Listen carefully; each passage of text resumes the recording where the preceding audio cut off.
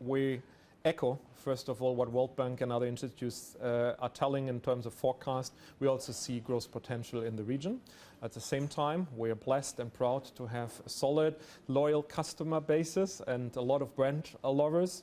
And that, obviously, no surprise, both together comes around with a very, very clear statement of, yes, we believe in the growth region of Middle East, and especially also in the UAE.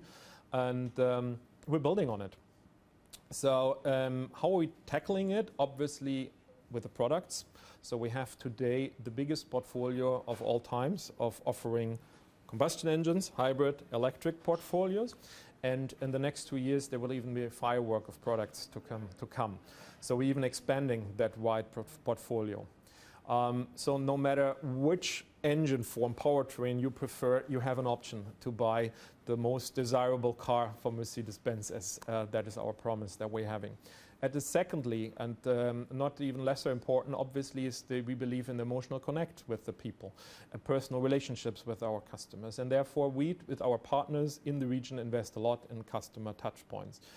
Speaking about flagship stores, individual countries, speaking about new concepts like brand centers, which are more a center for experience and connectivity or connect with other people. Better said, we have the first off-road track of the region here in Dubai. We have now a tie-up with Qiddiya for the AMG Performance Center, in future next to the Formula One track. There's a lot of things happening where we then try to build more and more touch points, upgraded touch points, and stay in close contact, upgrading the user experience for our customers.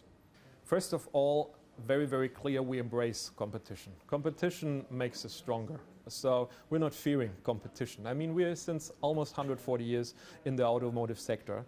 And this sector has always been competitive. Maybe not so much at the beginning, but the last couple of decades, we're in full competition. In the 80s, we had Japanese competing with us, entering most of our markets. Then we had Korean players in the beginning of the 2000s. And now we have Chinese as new entries in those markets.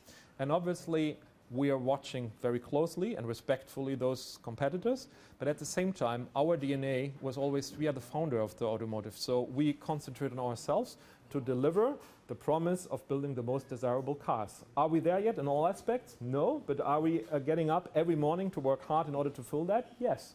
And that, from my perspective, is the recipe of the future, and also the DNA to concentrate on us. And then it's the customer to decide on our vehicles and our branding or new competition. That has always been the case. And so far we're quite successful with our way, and I'm 100% sure that we go that path also in the future.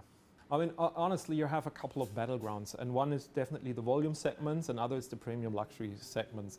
One is mass cars, one is niche cars, one is family cars, one is the everyday usage cars, combination of both. I think you have different battlegrounds or a market, and not every competitor or not every OEM is present in everyone. We're also not present in all of those different segments.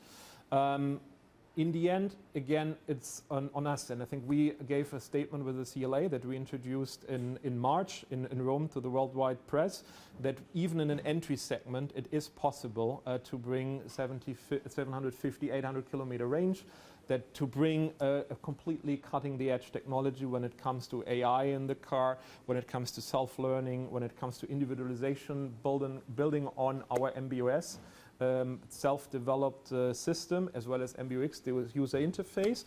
So in the end, I think it's a mixture of the brand being at the forefront of technology, and when it comes to range, when it comes to the specs of the car, as well as beating competition when it comes to infotainment, when it comes to technology inside the car, usage of the car, and going new ways. So yeah, we are not fearful of competition. Obviously, they do their homework. They have beautiful cars as well. So do we have, and I know already the cars that are also coming in the next 2 years, even on top, to even expanding our electric portfolio. And I'm very, very optimistic to look in the bright future. And I think it, to some extent, changes on a daily basis. I mean, in the end, we need to monitor closely what's happening. I'm very optimistic that a lot of governments negotiating in these days, probably as we speak, and hopefully also then we see in the industry a little more calm water soon coming up. In the end, we need to plan for unforeseen, to be prepared, but we do that on a basis where we have a very, very solid, robust basis of our production footprint. We have a massive production footprint in the US, we have a massive production footprint in China, and obviously in Germany and other countries. So in the end, some of those effects, parts of some of the aspects now deals, will obviously have an impact. And even when it doesn't have necessarily an impact at first hand, it maybe has a butterfly effect down the road, but we need to closely monitor that and be prepared for it. And we have a lot of task forces doing so, believe me.